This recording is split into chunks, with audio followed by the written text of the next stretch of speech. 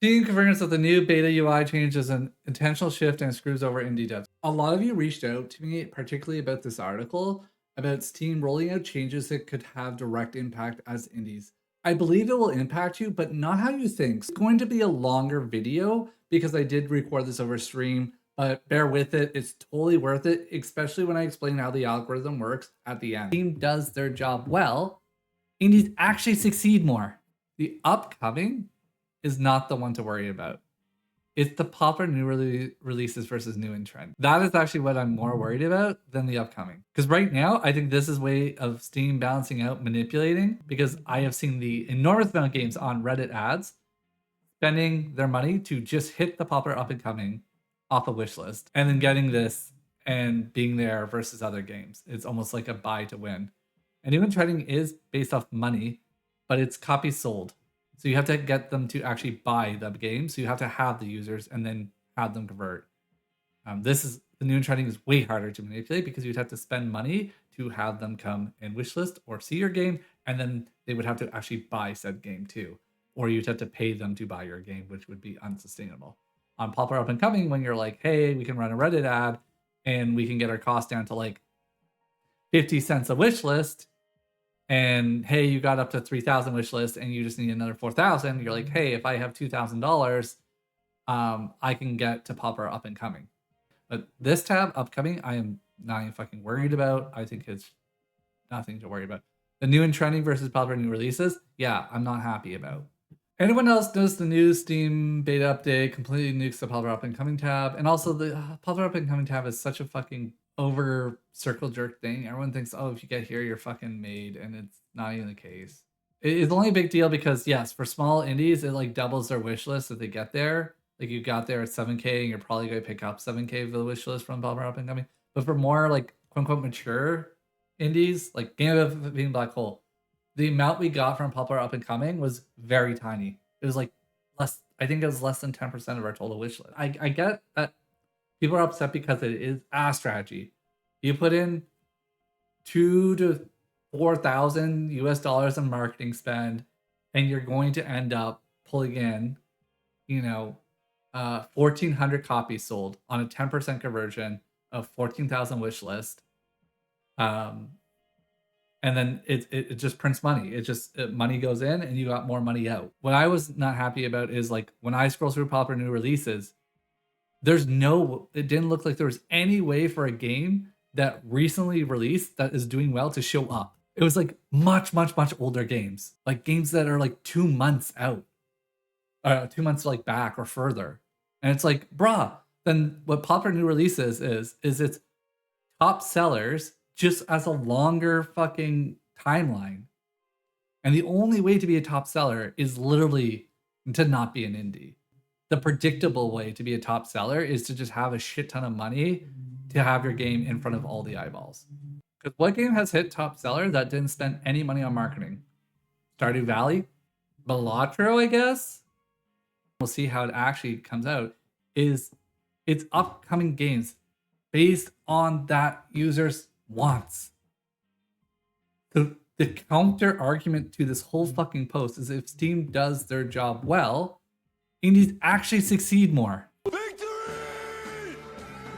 It means people who banked on this meta, this strategy of just buy fucking wish lists and look, you're guaranteed traffic, doesn't fucking work anymore. It means like you have to make a game that's appealing, and if it meets a user base of agreement, then it would show up to those users. If those users like fucking chess games and you have chess games, and you have an upcoming chess games, and enough of that group sees that game that is bucketed in the bubble of chess game liking fucking people, and they all wishlist it, guess what? It shows up. It shows up in the fucking upcoming tab. Is it going to skew probably for games that have higher wish lists? Yes, because the fucking algo is going to say when we present this game to the fucking chess people, a disproportionate amount of these games get higher wishlisted. Therefore, they should be surfaced as the more upcoming game. And the only way you can get around that is you bank in some sort of fucking velocity score. I pump those numbers up. Those are rookie numbers in this racket. How do you know it will be tailor-made? It seems to be just the old page with a heavy bias on games with a lot of wish list. We could find out right now. Who's got the beta client? Here. I have the beta client. We open up the beta client. We very much use the store differently and wishlist very differently. If we have the exact same page, it's just skewed on wishlist. If we have very different pages, unless we are same type of players, like if you only play fucking incremental games, and I play a lot of incremental games, and we wishlist, then we're gonna be skewed.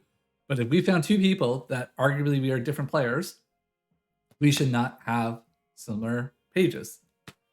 If it's just top wish list, they're just going to all surface top wish list. I can show you. I see these. Okay, yeah, yours is different. And like slightly different or like almost no overlap. Because my guess is we probably play different games and we have very different wish listing. No overlap. So very, very, very, very, very, very, very unlikely it's by just wish list. Because if it's just by wish list, we should have overlap. And there's games in here I'm surprised that like I don't have any dating sim games. So I'm kind of surprised it did suggest this. But it's also like, how much data have I provided? Is it trying to A/B test me right now? Because I hovered over this, is it now going to prompt more games? If they're doing the job well, these are all signals that get like brought in. Like I hovered, there's probably some player curiosity to this. And how long did I hover? Right? YouTube does this with like the thumbnails and impression timing and things like that too. Maybe you guys have a high quality, like maybe most users have high quality bar of taste of games, and that just coincides, relates to games that get higher wish lists because they are higher quality. Like we don't know. I do wish Steam provided a little bit more insight, but I don't think it's just wish list numbers go burr. You know what this might be, to be quite honest? Didn't we look up that daddy fucking game on Steam when we saw it in the video? They all very much release soon. Yeah, they are very soon. Maybe it's been trained that I don't actually respond to games that are released way out, and I don't wish list games that are way out. I'm just like, whatever. Like, who the fuck knows? If they treat it like most companies, it's honestly kind of a black box. Like they're just like, we just throw in a bunch of fucking signals, and the results have worked, and conversion number of how much users are spending has gone up. And like they're just measuring the output, right? They give a shit ton of inputs, it goes in black box, and the output is Steam made more money, which indirectly means like, and there's probably other things like Steam made more money, chargebacks did not increase, refunds did not increase, or they were actually pulled down. Then yeah. And then even then, what happens if I'm being A/B tested a different model right now than what you guys both have the same model, and that's why you're seeing the same thing? Like, this is why when people get upset. It's like a crafty company like Steam is probably just not like, if the order by descend fucking wish list show. If you're gonna make all this change and you're gonna change your fundamental front store page and you know it's going to have financial impact, like it could actually negatively impact them, I would be very shocked if they are not doing extensive testing. It's not just like A or B page. It's gonna be A or B page, but B is like 100 different subsets of different models running here with different things being prompted of saying like, hey, this is a subset of this model or a different version of this model, different version, different weights, different yada yada. And then through all that, they're going to say, hey, how do all these versions compare amongst each other? And then how does the B of all these different versions compare to the current A?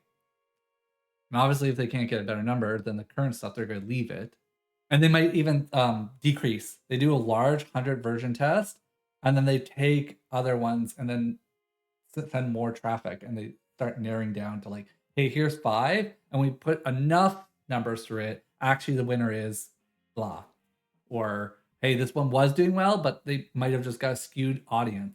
Even if you randomly select Steam users, there's going to be a skew in that because of like when you're running the model, what's the demographics of Steam users themselves, how many players speak English versus not speaking English. Even if you randomly select the players and you show them a different list, they're going to get a different thing than someone else, and it might not be the best model, but it skews because you start showing games that, I don't know, fucking culturally shock X country.